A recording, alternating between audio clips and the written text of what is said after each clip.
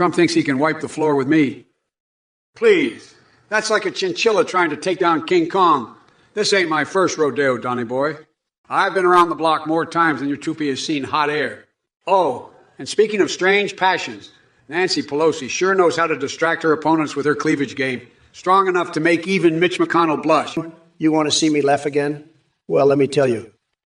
The sight of sleepy Joe Biden trying to board an airplane is enough to make even the toughest Viking split his sides. Believe me, it's like watching a confused pelican trying to ride a bicycle. Tremendously hilarious. And speaking of laughter, have you ever heard Crooked Hillary's cackling? It sounds like a hyena on steroids performing stand-up comedy in Chernobyl. Absolutely captivating. Joe ain't got nothing on this tremendous leader. Listen up, you motherfucking Trump-loving dickbags in the chat. Trump talking about video games.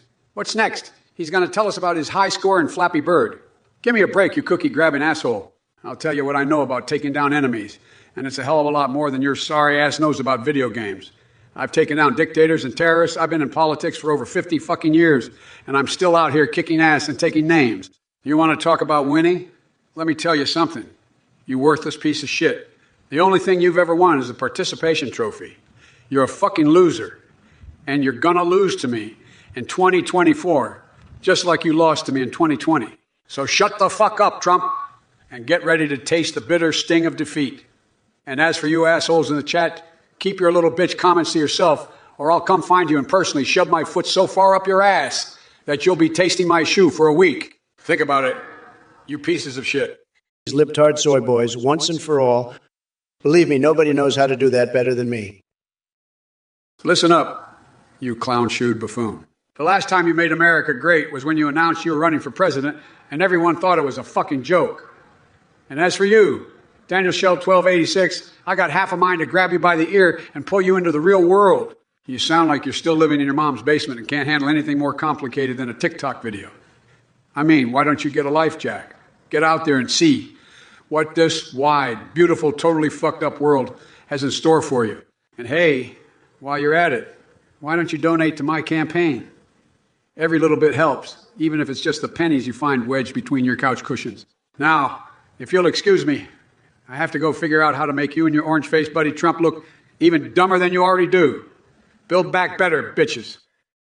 In his empty head. Now, as for negotiating climate balls and all that other gibberish bullshit, let me make one thing clear. The only balls that matter are Trump's huge, beautiful sets of Kojones. And China can kiss them both. Listen up, Jack. The best pickup line I ever used was, "Hey, baby, you want to see my stimulus package?" Works every time. As for you guys in the chat spouting nonsense, let me tell you something. You're a bunch of malarkey spewing cocksuckers. And I ain't even sorry for saying it. Trump, you hot air balloon of a person with tiny hands and even tinier brain cells. Why don't you go back to your Mara, Lego schmoozing, and leave the real work to those of us who actually care about this country?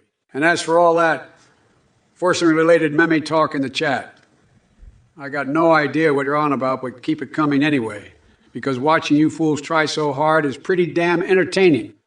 Maybe you should be more concerned about why your standard of living has fallen in the last 2 years, while mine was sky-high during my tenure. Hey, in a sense lost, you sack of flaccid donkey dicks. Can we switch to the metric system so your junk sounds bigger? Well, let me tell you something, you little turd biscuit.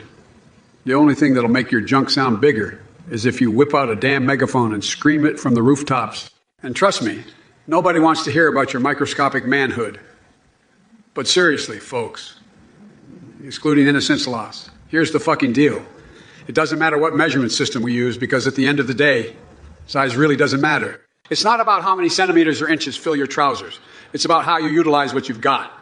So stop worrying about penis measurements and start focusing on things that actually fucking matter. Now let's talk Trump for a second. This orange asshat thinks he can change the Second Amendment.